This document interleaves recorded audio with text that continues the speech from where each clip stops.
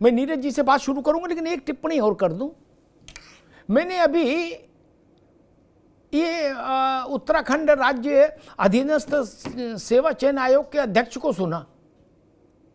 खेमचंद जी, मेरी राय ये बनी कि पहली फुर्सत में माफिया जब मट्टी में मिलेगा, मिल जाएगा, इन्हें हटाओ पद से। ये किसी लायक नहीं ना, ये बौरे हैं, इन्हें समझ ही नहीं, एबीसीडी का नहीं पता ये कौन है।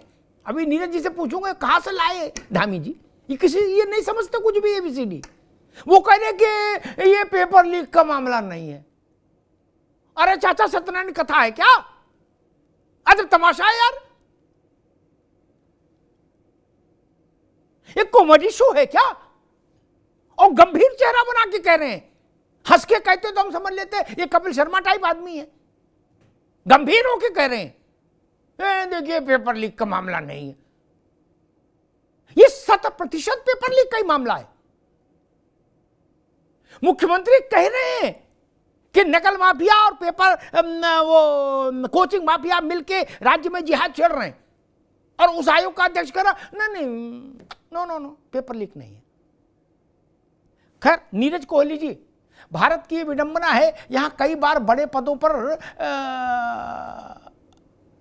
ऐसे चेहरे बैठ जाते हैं जिन जो मूंधऊ आंख कथऊ कछुनाही, आंख बंद करो मौज लो, कहीं कुछ नहीं। कोहली जी, क्या मसला है? नौजवान अशांत थे। मैं व्यक्तिगत तौर पर, मैं आपने सुना होगा, मैं मानता हूं कि परीक्षा में कदाचार, वो किसी भी फॉर्मेट का कदाचार हो, चाहे आयोग का चेयरमैन भ्रष्टाचार करे और चाहे नकल माफिया लगे, चाहे कोई लगे, परीक्षा में कदाचार सबसे बड़ा राष्ट्रद्रोह है। नीरज जी। अमिताभ जी, सादर नमस्कार, और जितने साथी हैं पैनलिस्ट उनको भी मेरा प्रणाम है।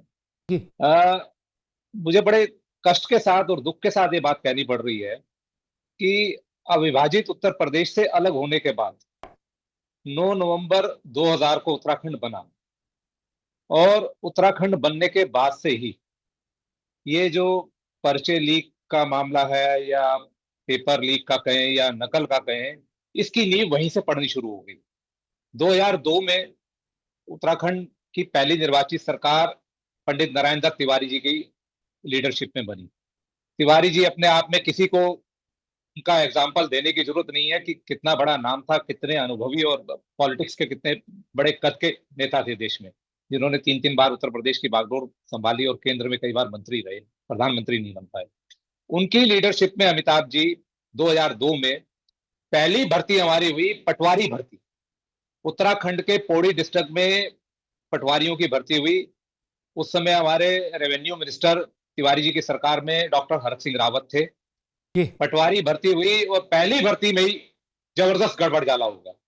इतना जबरदस्त गड़बड़ जाला हुआ, वही जो आज युवाओं की जो आप देख रहे हैं, जिस तरह की खेप जो आज युवा बैठे हुए आंदोलन कर रहे हैं परेड मैदान में, इसी तरह से युवा उस समय सड़कों पर आ गए। सरकार पे बड़ा दबाव बना, सरकार ने जांच सेटअप करी। शुरुआती दौर में ही धांधली निकल के आई सामने, क्योंकि तिवारी जी बड़े कद के, बड़े योग्य और बड़े अनुभवी लीडर थे। उन्होंने तुरंत जो है, मुझे लग रहा है तिवारी जी ये नहीं भाप पाए होंगे कि ये हरक सिंह रावत क्या है, ये नहीं समझ पाए होंगे तिवारी जी। तिवारी जी भले आदमी थे, मैं जानता था उनको, लेकिन वो हरक सिंह का खेल नहीं समझ पाए होंगे।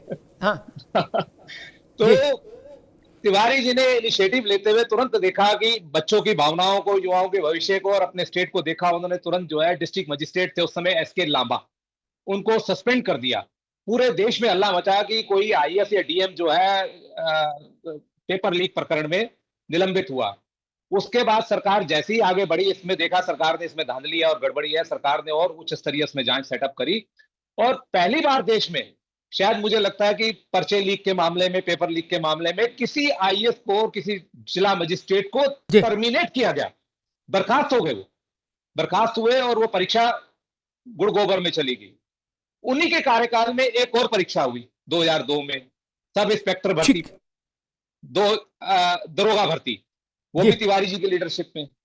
उसी में क्या हुआ कि भर्ती की प्रक्रिया जैसी कंप्लीट भी, उसमें भी गड़बड़ जाला हो गया, गड़बड़ जाला हो गया। इस बार आरोप, इतना बड़ा आरोप लगा, इतनी बड़ी लापरवाही लगी कि जो उस समय के तत्कालीन डीजीपी थे प्रेमदत्त रथोड़ी, वो भर्ती प्रक्रिया के हेड थे, और हमारे additional director general of police थे राकेश मित्तल साहब बहुत ईमानदार अफसरों में और बहुत काबिल अफसरों में उनकी गिनती होती है, लेकिन उनकी दोनों की लापरवाही उजागर हुई, बड़ा दबाव पड़ा सरकार के ऊपर, सीबीआई जांच सेटअप हो गई साहब, भर्ती परीक्षा भी गुड़गोबर हो गई। लेकिन ठीक, ये सवाल नीरज भाई उठते मैं रहे दोबारा में कि आता हूं आपके पास, आपने अच्छी बात बताई विस्तार से, मैं दोबारा में आता हूं, एक बार सबको बहस में ले आऊं। ठीक ठीक मैं प्रतिभा सिंह के पास चलूं, लेकिन एक बात मैं फिर अपने मन की कहूं। हम लोग कई बार शालीनता में कह देते हैं कि असावधानी पाई गई भर्ती प्रक्रिया में, ऐसा हुआ। हम ये भी तो मान सकते हैं कि जो भर्ती कराने वाले हैं और जो गड़बड़ करने वाले, उनके बीच में कोई हॉबनॉबिंग हो गई। ये मानने में कैसी दिक्कत है भाई? बिना बिल्कुल ऊपर नीचे सेटिंग हुए कुछ नहीं हो सकता देश में।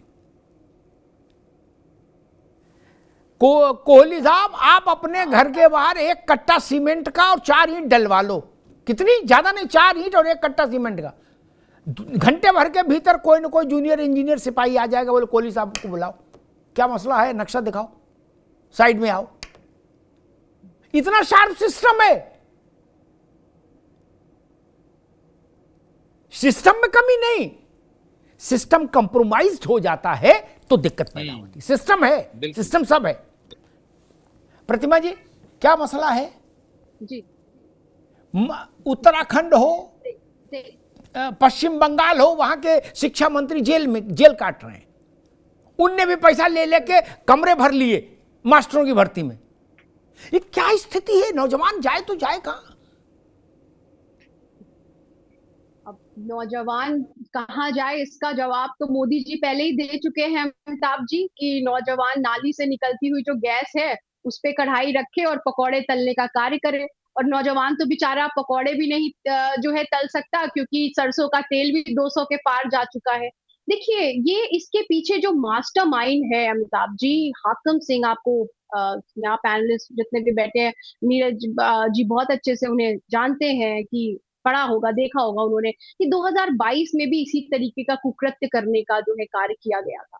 उसके बाद बड़ी बड़ी बातें की थी धामी जी ने, कि हम ऐसा सख्त कानून लेके आ रहे हैं जिस कानून के तहत जो है ये हो जाएगा, नकल माफियाओं का अंत हो जाएगा, उन्हें नेस्ते नाबूद कर दिया जाएगा। और भी राज्य जो है इस कानून को अपनाने की बात कर रहे हैं उत्तराखंड के तर्ज पर। लेकिन हाकम सिंह के खिलाफ आज तक ये नहीं बता पाए कि आखिर हाकम सिंह जेल से बाहर निकला कैसे, जिसके खिलाफ इतने सारे जो है कंप्लेंट्स पेंडिंग है, जो एक परीक्षा को रद्द कराने के पीछे का भी एक मास्टरमाइंड है, पेपर लीक कराने का मास्टरमाइंड है। धामी जी का इतना कड़ा कानून उस हाकम सिंह का क्यों नहीं कुछ कर पाया? इसके पीछे भी वजह है, क्योंकि वो हाकम सिंह का जो हाकिम है वो भारतीय जनता पार्टी में ही बैठे हुए सफेद पोश लोग हैं।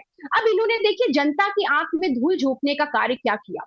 एक दिन पहले हाकम सिंह को गिरफ्तार कर लेते हैं, आप जवाब नहीं दिया अब तक पुलिस ने कि आपने हाकम सिंह को गिरफ्तार किया क्यों। मतलब रीजन होता है ना, आपको उसके खिलाफ कोई कंप्लेन मिली या आपको उस पर कोई शक हुआ, और अगर कोई शक हुआ तो कोई ना कोई बात तो जरूर होगी। तो ये जो षड्यंत्र भारतीय जनता पार्टी हाकम सिंह के साथ मिलके पहले रच चुकी थी, पेपर तो लीक हो ही चुका था। अब ये है कि उस षड्यंत्र को छुपाने के लिए हाकम सिंह को तो गिरफ्तार कर लिया गया, लेकिन वो षड्यंत्र अगले दिन बाहर आ गया।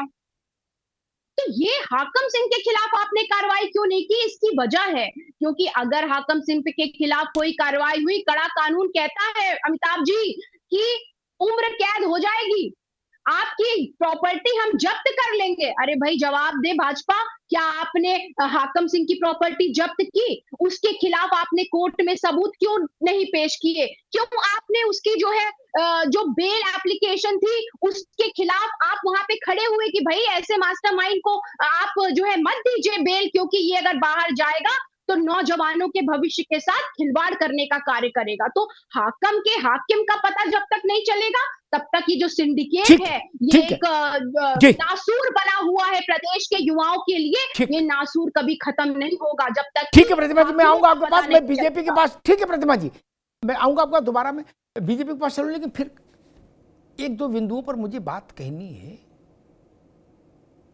हमने सब सावन देखे, सारे बसंत देखे।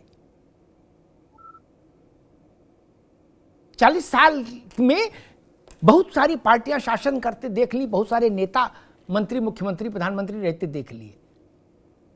इसलिए इसको पार्टी में मत घसीटो, उससे कुछ लाभ नहीं मिलेगा। ये अभी चिल्लाया, खेमचंद जी कहेंगे अशोक गहलोत की सरकार के खिलाफ हाईकोर्ट का स्ट्रक्चर है कि दरोगा भर्ती में पैसा लिया आयोग ने, हटाओ इनको, जेल भेजो। वह रार मची है। और गहलोत जी भी कहते थे ऐसा कानून बना दिया कि रूह कांप जाएगी, और जिस दिन वो ऐसी कोई घोषणा कर देते थे उसके अगले दिन फिर पेपर लीक हो जाता था। किसी की रूह नहीं कांपी, सब किमाम वाला पान खाए और मस्त पेपर लीक कराए। गहलोत जी अपने चिल्लाते रहे। ये मसला प्रतिमा वो है नहीं।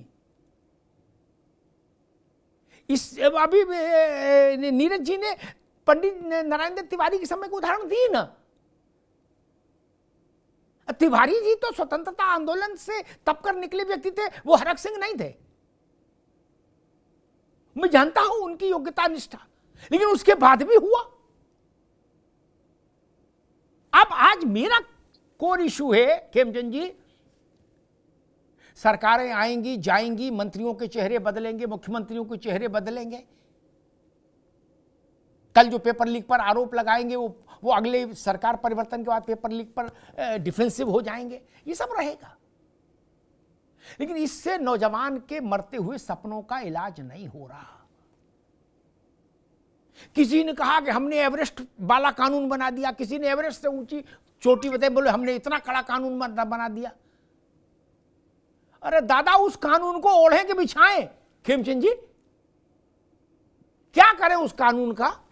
मान लीजिए लिख दिया गया कि बहुत ही कड़ा, दुनिया का सबसे कड़ा कानून बना दिया, आ गई खबर। अब क्या करें? फिर कोई हाकिम सिंह आया और पेपर लहरा दिया। एक और दूसरा जो प्रश्न मेरा आपसे है, क्योंकि आप रूलिंग पार्टी से हो, ऐसे लोग कहां से ढूंढ ले आते हो भाई? आपके यहां तो कार्यकर्ताओं की पूरी नर्सरी। ये कौन है जिनको आपने इसका आयोग का अध्यक्ष बना दिया? इन्हें समझ ही नहीं, एबीसीडी नहीं पता। इन्हें बंजर भूमि विकास में भेजो यार, बंजर भूमि विकास भेजो या मुर्गी पालन में भेजो, अगर इनको रखना ही है कहीं। ये लिखाई पढ़ाई वाले मामले में क्यों रख दिया इनको? खेमचंद जी। अमिताभ भाई, देखिए जो आप विषय कर रख रहे हैं, तो आप सीनियर पत्रकार हैं, आपका अधिकार है, और आई एम श्योर सरकार आपको सुनती है, उस पर वो एक्शन लेगी। लेकिन जो मूल बात है, अभी देखिए हमारी बहन हाकिम सिंह की बात कर रही थी 4 बार। पहले कह रही थी कि उन पे कार्रवाई नहीं हुई, क्यों कार्रवाई नहीं हुई? फिर कह रही है उन पे कार्रवाई हो गई, क्यों कार्रवाई हो गई, क्यों कार्रवाई कर दी गई? फिर कहती हैं कि देखिए कि सरकार एक्शन नहीं दे रही है। फिर कहती है कि सरकार ने इतना कड़ा कानून बनाया लेकिन फिर भी ऐसे काम हो रहे हैं, फिर भी पेपर लीक हो रहे हैं। आप कंफ्यूज क्यों? दूसरा, राहुल गांधी कह रहे हैं कि युवाओं को आंदोलन करना चाहिए, जैसे नेपाल का, पश्चिम बंगाल का, या श्रीलंका का, या दूसरी जगह भी जो आंदोलन हो रहे हैं, या बांग्लादेश में जो आंदोलन हुआ, नेपाल में आंदोलन हुआ, वैसे आंदोलन करने चाहिए और भारत में भी परिवर्तन लाना चाहिए। तो मैं ऐसा समझता हूँ कि इसमें सभी सीक्वेंस में कहीं ना कहीं लिंक है। पहले ऐसे लोगों को खड़ा किया जाता है जो एग्जाम जिहाद चलाते हैं, जो नकल जिहाद चलाते हैं, जो इंटेंशनली पढ़े लिखे बच्चे जो मेहनत कर रहे हैं, जो लगातार लायक बच्चे हैं, उनके एग्जाम को कैंसिल करवाने का माँ बाप करते हैं। फिर कुछ लोग उनको मदद करते हैं। अभी कह रहे हैं कि भाई हाकिम का हाकिम कौन है, ये तो अभी पता चलेगा। जब मुखौटा हटेगा, इंक्वायरी चल रही है, जांच चल रही है कि वो मुखौटा कौन किसका है। क्या राहुल गांधी जी जो ट्वीट किया है उससे कोई लिंक है?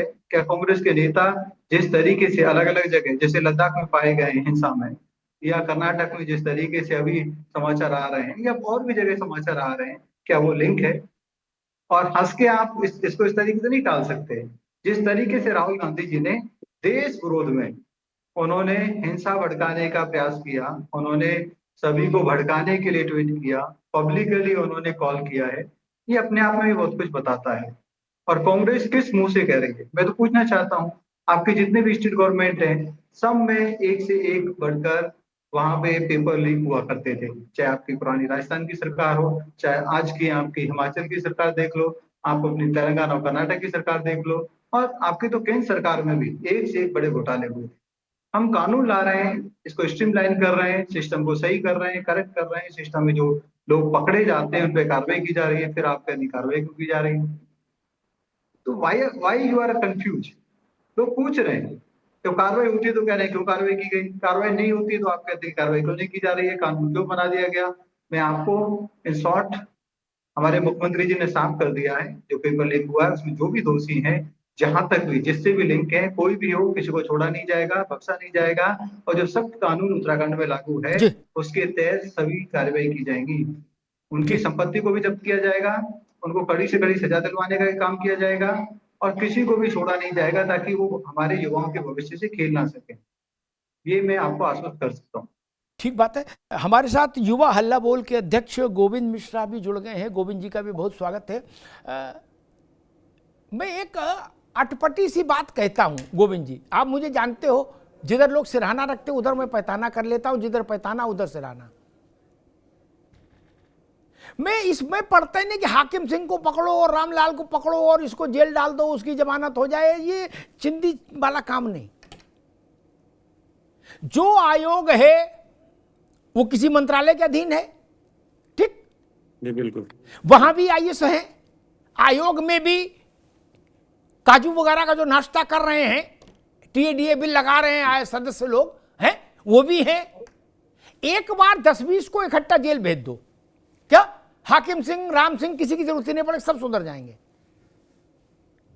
गोविंद जी, मेरा अनुभव यह कहता है, एक बार 10-20 को जेल भेज दो तबीयत से, गुड्डू पप्पू को पकड़ने से बात नहीं बनती ना। जी जी जी बिल्कुल। और जिसको देखो वो उंगली कटा के शहीद हो रहा है, बोले गुड्डू को पकड़ लिया, दूसरा अपने राज्य में करा मैंने पप्पू को पकड़ा है, मेरा कानून ज्यादा कड़ा है। और लड़का पूछ रहा कि सारे कानून लेके उसका क्या करे, ना ओढ़ने के काम आ रहा ना बिछाने के। गोविंद जी जी बिल्कुल। जब भी पेपर लीक होता है, कोई भी पेपर लीक होता है, बाद में निकल के यही सामने आता है, कोई चतुर्थ ग्रेड का कर्मचारी आता है सामने, जिसके ऊपर सारे आरोप मढ़ दिए जाते हैं, उसमें अंतिम दोषी कोई निकलता ही नहीं है। आपकी बात बिल्कुल सही है। ये जितने आयोग बने हैं, क्या केवल ये ढकोसले के लिए बने हुए हैं? मैं बीजेपी के प्रवक्ता खेमचंद शर्मा जी से पूछना चाहता हूं, आप कोई ऐसा मॉडल बताइए, आपके किस राज्य में ऐसे पेपर हो रहे हैं जहां लीक ना हो रहा हो, जिसपे सवाल नहीं उठ रहे हो? और आज यहाँ आप कंपटीशन इस बारे में कर रहे हैं कि कांग्रेस राज में पेपर लीक हुआ तो हम उसको कंपटीशन देंगे, हम उससे ज्यादा लीक करके दिखाएंगे। कांग्रेस के जमाने में कुछ हो गया तो कंपटीशन इस बात की है कि उन्होंने 4 पेपर लीक करवाए, तो हम जब तक 50 नहीं करवा लेंगे तब तक ये चुप नहीं बैठेंगे। कोई भी एक राज्य बता दीजिए आपके शासित राज्यों में। अभी उत्तर प्रदेश का, मैं उत्तर प्रदेश का रहने वाला हूं, उत्तर प्रदेश में देख लीजिए कितने सारे पेपर लीक हुए। आपके जो नए कानून बने, नकल विरोधी कानून, जनवरी 2024 में ये आया था, पूरा प्रकरण आया था, जो जून 2024 से पास भी हुआ। उसके बाद लगातार पेपर लीक होते रहे। उत्तर प्रदेश में कोई ऐसा पेपर आप बता दीजिए जो पेपर लीक ना हुआ हो। बिहार में पेपर लीक ना रहा हो। हर जगह प्रदर्शन चल रहे हैं, हर जगह आपकी सरकार है। आप ऐसे में कांग्रेस भाजपा करने की जगह पे वो पूरा सिस्टम नहीं सुधार रहे हैं। आप इस पूरे प्रकरण में आयोग के जो अध्यक्ष हैं उनको क्यों नहीं निलंबित किया गया, क्यों नहीं उनको दोषी ठहराया गया? आपके पास एक मॉडल नहीं है। एक मॉडल आप दिखा दीजिए किसी राज्य में कि कोई एक पेपर जिस पे सवाल नहीं उठ हो रहा हो।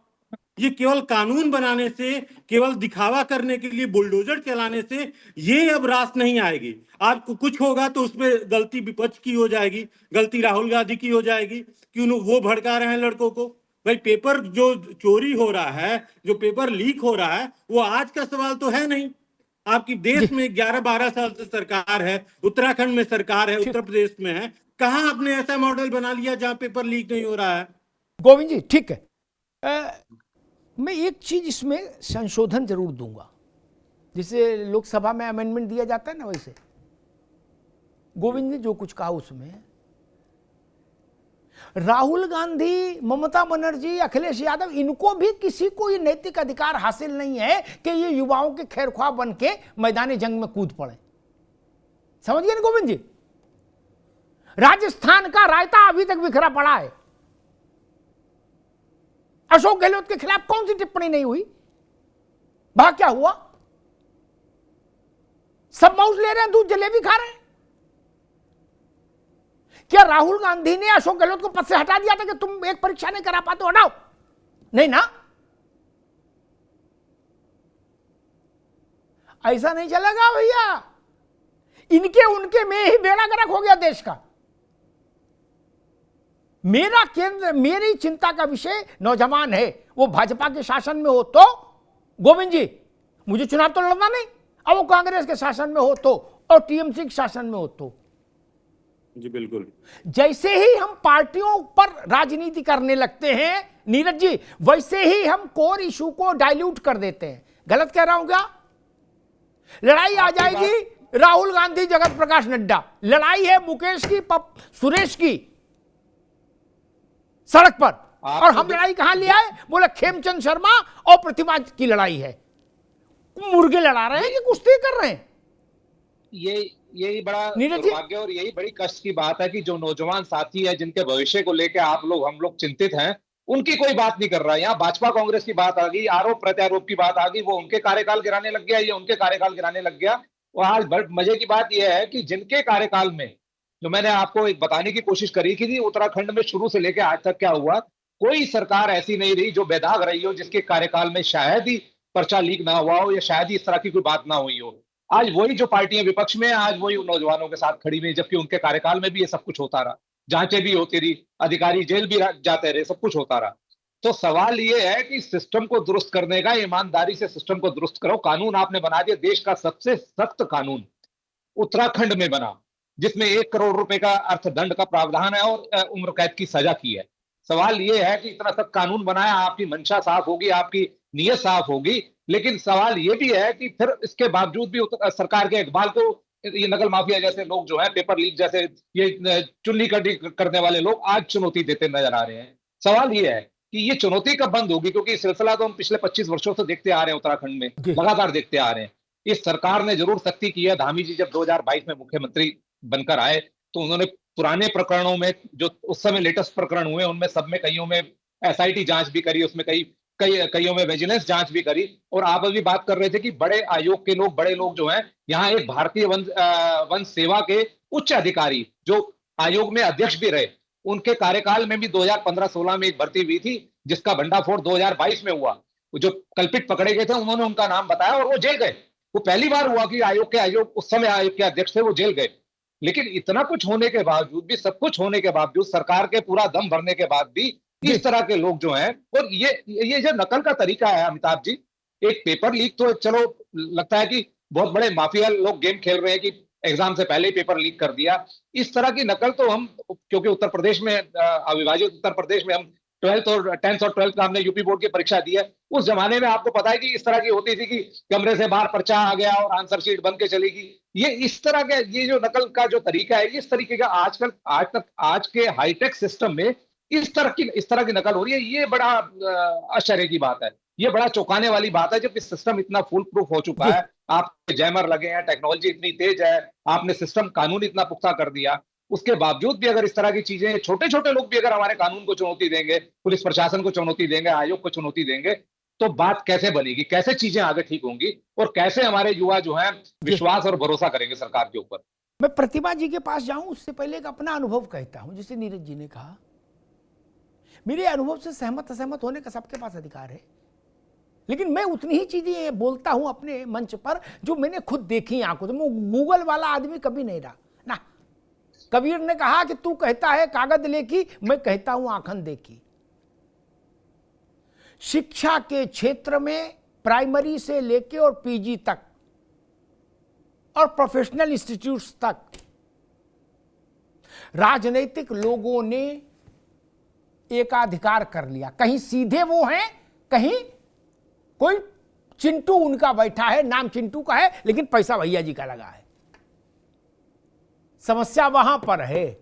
जड़ सबको पता है, लेकिन जड़ पे प्रहार कोई नहीं कर रहा। ये आते हैं तो ये भी 4-6 पत्ते तोड़ के कहते हमें शहीद बोलो, वो आते तो वो भी 4-6 पत्ते तोड़ कर देते कि देखो कंप्रोमाइज नहीं करेंगे। क्यों? बोले हमने पेड़ से 6 पत्ते तोड़ दिए। मैं कहता हूं जड़ में ही मट्ठा क्यों नहीं डाल दे रहे हो? ये लाल बहादुर शास्त्री स्नातकोत्तर महाविद्यालय और शहीद Bhagat Singh junior high school, ये जो क्रांतिकारियों के नाम पर स्कूल खोले हैं नेताओं ने, उनके अंदर क्या हो रहा है ये नहीं पता है। ये किताब में नहीं मिलेगा प्रतिमा, ये मेरी आंखों से देखा हुआ है। क्या कहेंगे? अभी एक स्टिंग हुआ नीरज जी, उस स्टिंग में गोविंद जी आप भी समझ लो, उस स्टिंग में कोई सपा का विधायक है, कोई बसपा का, कोई कांग्रेस का, कोई भाजपा का। कांग्रेस के वर्तमान तो ही नहीं, पुराने मंत्री रहे हैं, पैसा है। उनके यहां आदमी गया, बोला भाई साहब वो एमए करना है। बोले बताओ किस विषय में करना है? आदमी आ पाएगा कि नहीं? बोले नहीं, आ नहीं पाएगा। बोले डोंट वरी, करा देंगे। अब बता रहा है कि किनका विद्यालय है। ये कानून वो जेब में लिए घूमते हैं। कोई बनाए कानून, गहलोत बनाए, जदामी, प्रतिमा जी। जब उन्हीं का स्कूल है जिनको चोरी करनी है और उन्हीं के ऊपर दायित्व चोरी पकड़ने का, तो गई भैंस पानी में। फिर हमारे पास इतना ही बचता कि हम टीवी पे बहस कर लें 1 घंटे। देखिए अमिताभ जी, आप जो भी कह रहे हैं उस बात से मैं पूर्णतः सहमत हूँ, लेकिन बात ये भी है कि आज बैठ करके इस टीवी चैनल डिबेट पे भारतीय जनता पार्टी के नेता, मैं कहूंगी क्योंकि प्रवक्ता तो भाजपा ने भेजा नहीं है, तो वो ये कह रहे हैं, कांग्रेस पे आप आरोप लगा रहे हैं, या अन्य मैं पैनलिस्ट को भी बोलूंगी, तो ये भी याद रखना होगा कि आज अगर कांग्रेस पार्टी जिस तरीके से आपने देखा, धामी जी हो गए या अन्य प्रदेशों में आप नियुक्तियां पत्र बांट रहे हैं एक आयोजन करके, अगर कांग्रेस पार्टी के कार्यकालों में भी ये नियुक्तियां पत्र बटे होते, तो मैं आपको श्योरिटी के साथ ये कह सकती हूँ, चाहे मैं हूँ, आप हो, या पैनल में बैठे हर व्यक्ति हो, या जो देख रहे हैं वो भी, उनके घरों में कम से कम 6-6, 7-7 ऐसी नियुक्ति पत्र होते, जिसमें इंदिरा जी से लेकर गांधी जी, जवाहरलाल नेहरू से लेकर के राजीव जी तक से लेकर के कांग्रेस के कई प्रधानमंत्रियों के चेहरे जो है छपे होते उनके घरों में। तो कांग्रेस पार्टी ने ये कार्य कभी नहीं किया। जैसे जैसे समाज में परिवर्तन हुआ, इस तरीके की चीजों को फेस करना पड़ा। आप राजस्थान की बात कर रहे हैं, राजस्थान में एक बदले की राजनीति भारतीय जनता पार्टी, मैं भाजपा के 10 स्टेट गिना दूंगा, इंडिया गठबंधन के 10 गिना दूंगा। एग्जैक्टली। और मध्य, देखिए ये सिलसिला शुरू कहां से हुआ कि हम ये करेंगे और पकड़े नहीं जाएंगे। आपको याद होगा व्यापम घोटाला मध्य प्रदेश का, उस व्यापम घोटाले ने कितनी जानों को जो है अपने अंदर समाने का कार्य किया, लेकिन आज तक शिवराज सिंह चौहान जी बैठे हुए, उनके खिलाफ कोई कार्रवाई हुई है? नहीं हुई है। तो ये मनोबल बढ़ाता है ऐसे लोगों का जो इस कुकृत्य में जो है शामिल होते हैं। यहाँ पे धामी जी की तारीफ की गई, मैं बिल्कुल धामी जी की तारीफ नहीं कर सकती, क्योंकि वो व्यक्ति जो मंच पे खड़ा होके ये कह रहा है कि ये नकल जिहाद है, ये साफ साफ नजर आ रहा है कि आप जो मुद्दा है, मुद्दे को डाइवर्ट करने की कोशिश कर रहे हैं, आप युवाओं के साथ छल करने की कोशिश कर रहे हैं। एक तरफ धामी जी कह रहे हैं कि आपने 25,000 नौकरियां दे दी। भाई मैं कह रही हूँ कि ये 25,000 कौन से बच्चे हैं? इनमें से कई बच्चों के नाम वो होंगे जो परेड ग्राउंड में धरने पर बैठे हुए हैं। ये झूठ का पुलिंदा है भारतीय जनता पार्टी, और झूठ के अलावा कुछ नहीं। और एक बात बोल के अपनी बात प्रतिमा सिंह, मैं अभी रुकना होगा, प्रतिमा जी अभी रुकना होगा, मैं खेमचंद शर्मा के पास चलूंगा। प्रतिमा सिंह पूछ रही थी कि ये सिलसिला शुरू कहाँ से हुआ। ठीक है, नई पीढ़ी की हैं, उनको पूछना चाहिए, जानना भी चाहिए। 70 के दशक में नीरज जी उत्तर प्रदेश में इम्तिहान मालूम कैसे, और ये प्रतिभा जी की जानकारी के लिए बता दूं, 70 के दशक में उत्तर प्रदेश ने देश भर की राजनीति में गांव का प्रधान से लेकर प्रधानमंत्री तक कांग्रेस का ही होता था, बाकी कोई कुछ नहीं कहीं होता था। ठीक, सब कुछ कांग्रेस का था, इसलिए ये चीज ध्यान रखिएगा। मालूम कैसे होता था, एक बता दूं, खेमचंद जी आ रहे हैं, बड़ा रोचक किस्सा है मेरा अपना।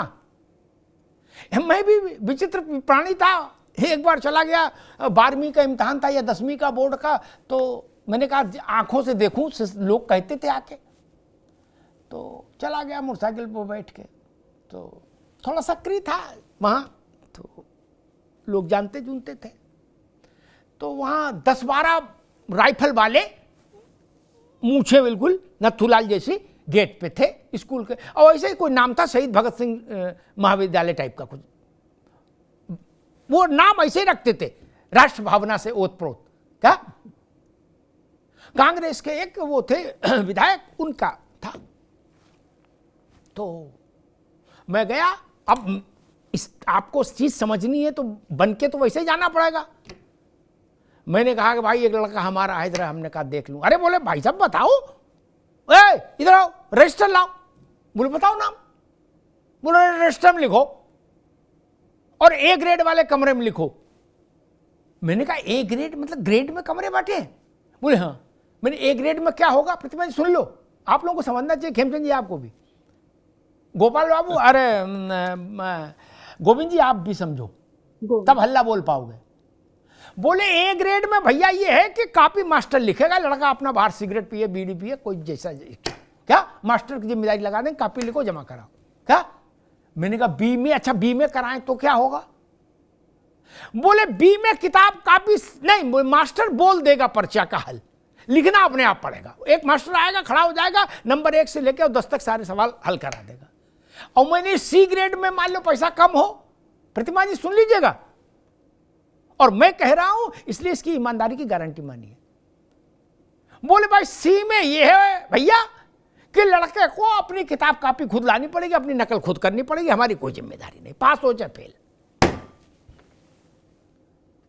तब तो कहीं कोई दूसरी पार्टी थी नहीं, जनसंघ वालों का तो पार्षद नहीं चुन के आता था देश में।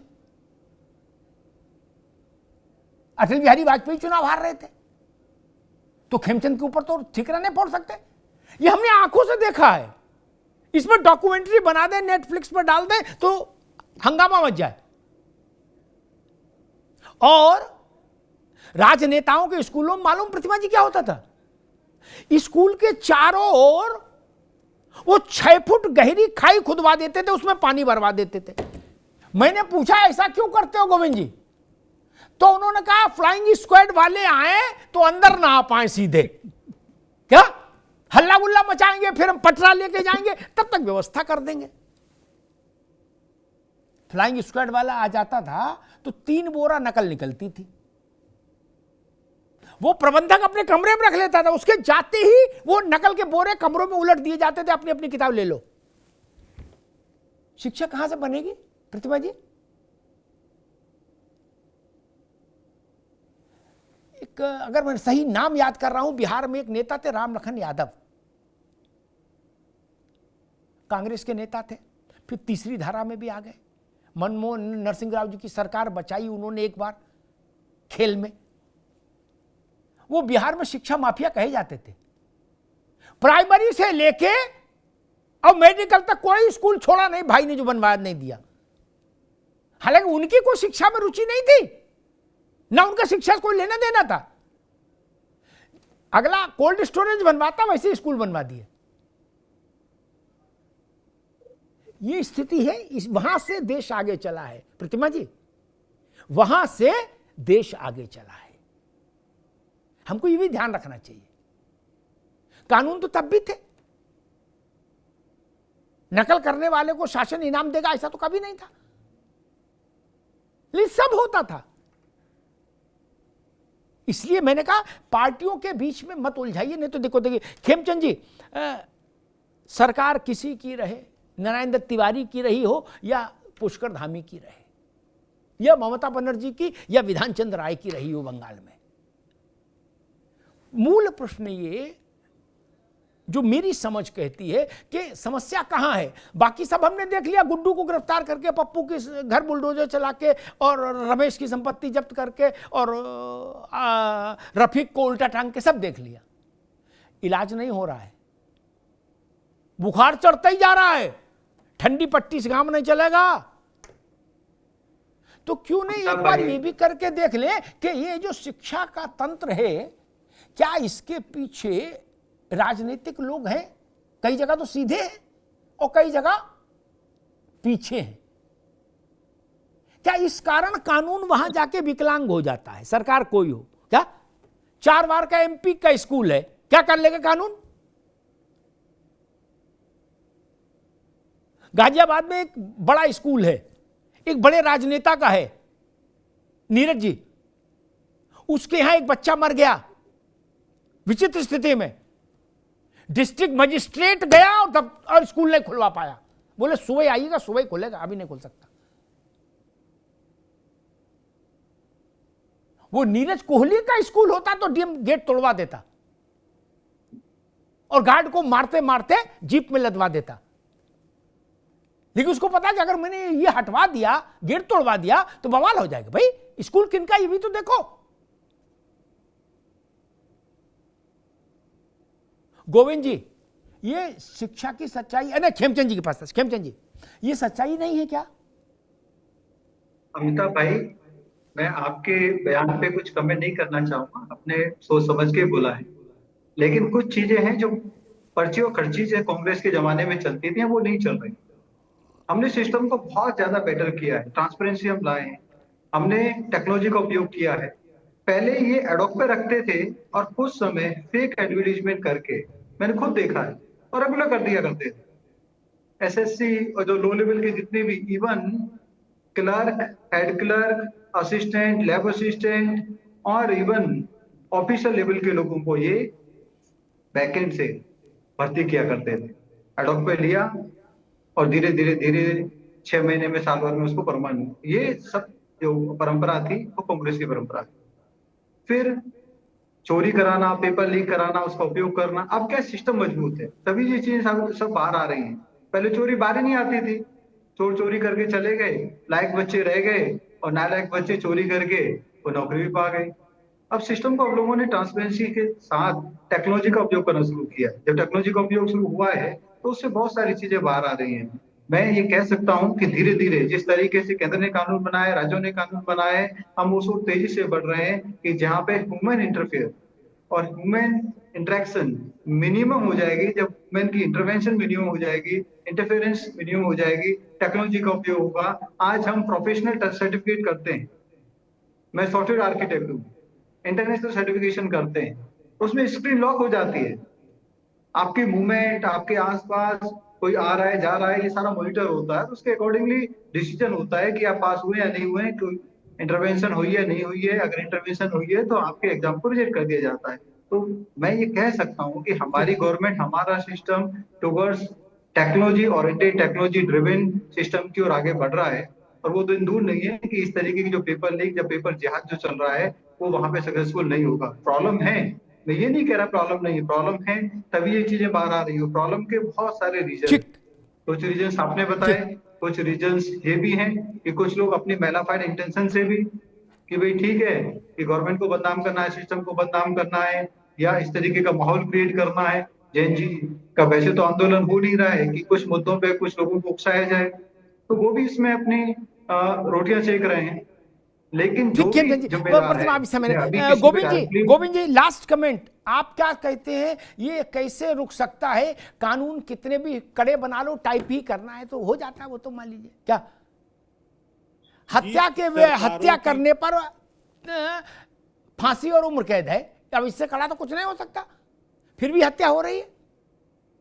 अमिताभ जी, सॉल्यूशन भी है उसका। देश में यूपीएससी भी परीक्षा करवाती है, यूपीएससी सिविल सर्विस का एग्जाम करवाती है। इस तरह के ना पेपर लीक की बात आती है, ना कहीं घोटाले की बात आती है, ना कोई करप्शन उसमें पता चलता है।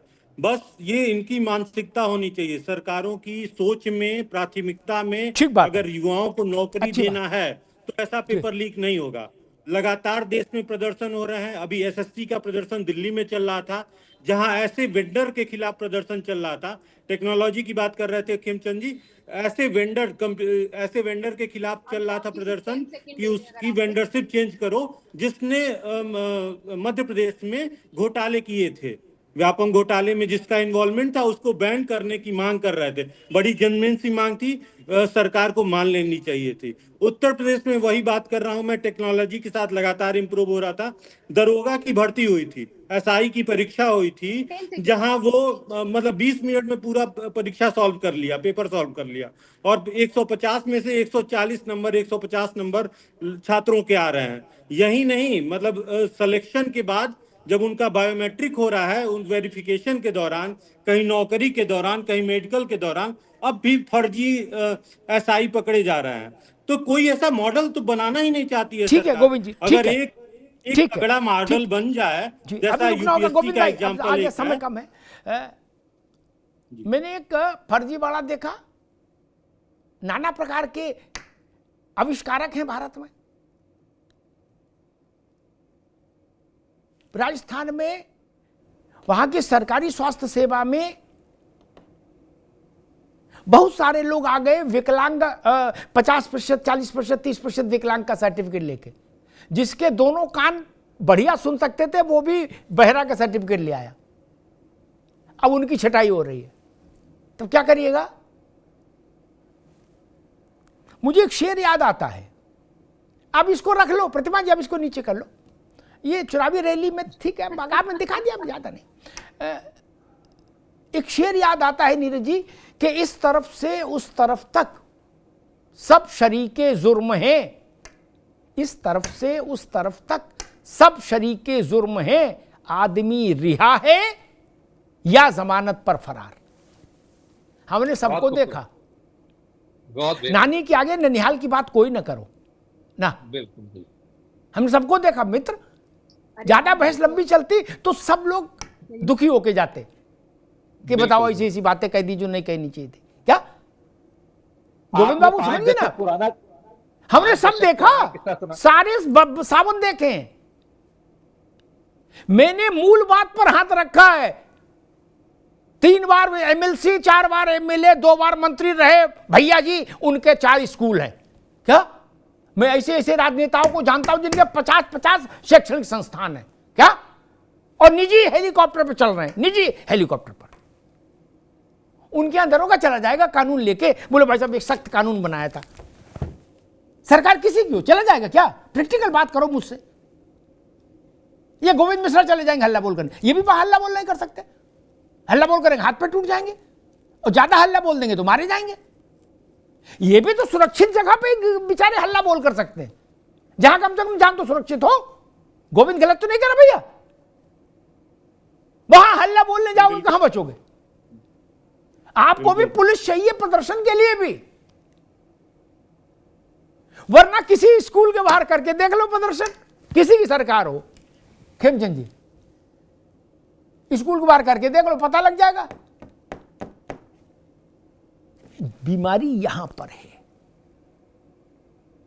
मैंने ऐसे तमाम विषयों पर चर्चा करता रहता, तो इस तरह के विषयों पर जब भी चर्चा हुई, जो बात गोविंद जी ने कही मैंने उसको विस्तार से कहा, और राज्यों के मुख्यमंत्रियों से मैं जब भी मिला व्यक्तिगत तौर पर, तो मैंने उनसे कहा कि अपने यहां के अधिकारियों को शाहजहां रोड भेजो ना दिल्ली में, संघ लोक सेवा आयोग, वो 36 किस्म के इम्तिहान कराता है, उससे बड़ी तो कोई संस्था नहीं ना। और उसी के संस्था से, इम्तिहान से निकले लोग देश चलाते हैं। हमने कहा वहां इसे क्यों नहीं सीख रहे हो, इसके लिए विदेश नहीं जाना। सिंचाई का तरीका सीखने कहां जा रहे हैं नेता लोग? प्रतिमा जी, खेमचंद जी, ऑस्ट्रेलिया, बेल्जियम। गजब हो गया, बोली सिंचाई का तरीका, बोली यस। अब क्या सीख रहे हैं ये तो मैं क्या बोलूं, यहां पर सब जानते हैं। उत्तराखंड में आपदा आई थी केदारनाथ वाली, उससे दुखद कुछ नहीं हो सकता। हमने नेताओं का चरित्र तब देखा है प्रतिमा। अब गरीब मतलब फंसे हुए लोगों को निकालने के लिए जो हेलीकॉप्टर थे, उसमें साली, सलज और समधन को घुमा रहे थे लोग। मैं नाम दे दूंगा, मैंने खबर चलाई थी और बहस की थी। प्रतिमा जी बोले आ जाओ गुड्डो, 10-5 दिन के लिए अपने पास रहेगा हेलीकॉप्टर है। ये चरित्र है। आप ऑस्ट्रेलिया जा सकते हैं सिंचाई सीखने, बागवानी सीखने स्विट्जरलैंड जा रहे हो, और वहां सेल्फी खिंचा के आनंद ले रहे हो, बर्फ में बर्फ के गोले मार रहे हो एक दूसरे के, हैं इस गरीब देश के पैसे से। लेकिन आप दिल्ली नहीं आ सकते, शाहजहां रोड, इंडिया गेट पर नहीं आ सकते, तो मेल से ही समझ लो उनका सिस्टम। कोई तैयार नहीं है, सच्ची बात यह है, कोई तैयार नहीं। प्रतिमा जी, खेमचंद जी, हकीकत बता रहा हूं,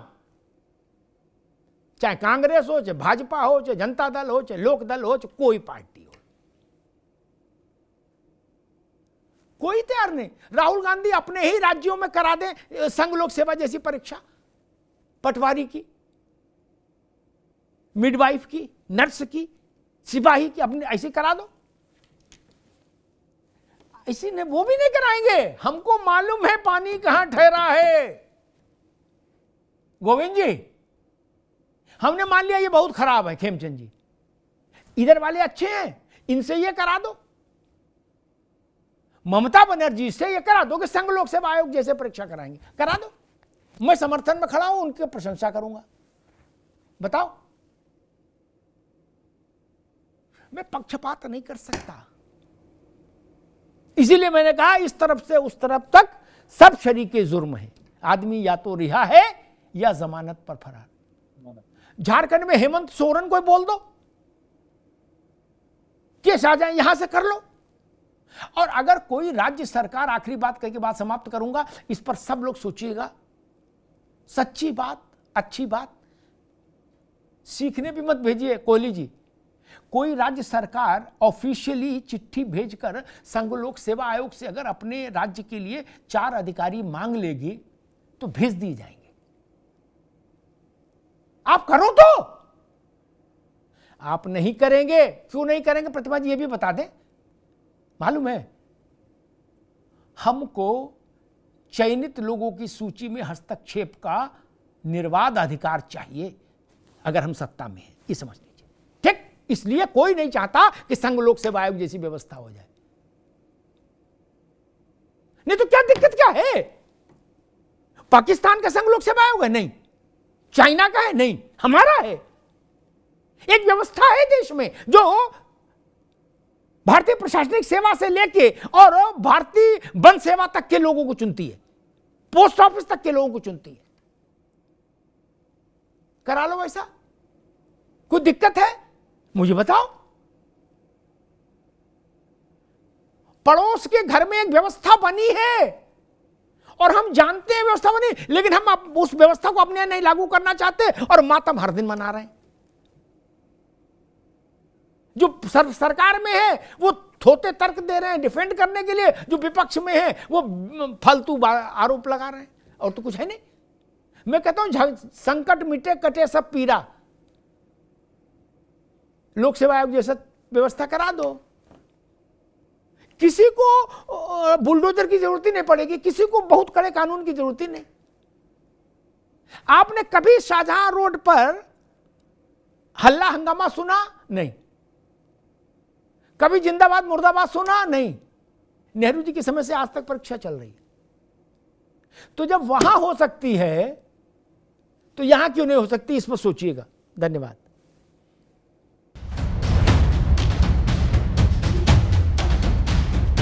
अब उत्तर चाहिए ब्रॉट टू यू बाय आरपीओर का हल्दी मसाला, मिर्च धनिया करे कमाल, सबका राजा आरपीओर मसाला।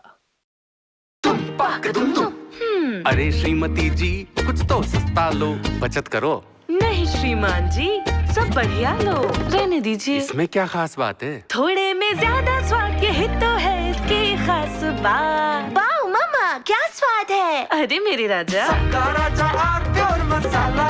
मेरे पास है आरपीओर पाव भाजी का मसाला, आरपीओर पाव भाजी मसाला, पाव भाजी को टेस्टी बना डाला। सबका राजा आरपीओर मसाला। थोड़े में ज्यादा स्वाद, यही तो है इसकी खास बात। वाओ मामा, क्या स्वाद है? अरे मेरे राजा, सबका राजा आरपीओर मसाला। कुछ तो सस्ता लो, सब बढ़िया लो, इसमें क्या खास बात है? थोड़े में ज्यादा स्वाद, यही तो है इसकी खास बात। सबका राजा आरपीओर मसाला। आरपीओर शाही paneer masala, delicious, healthy every day.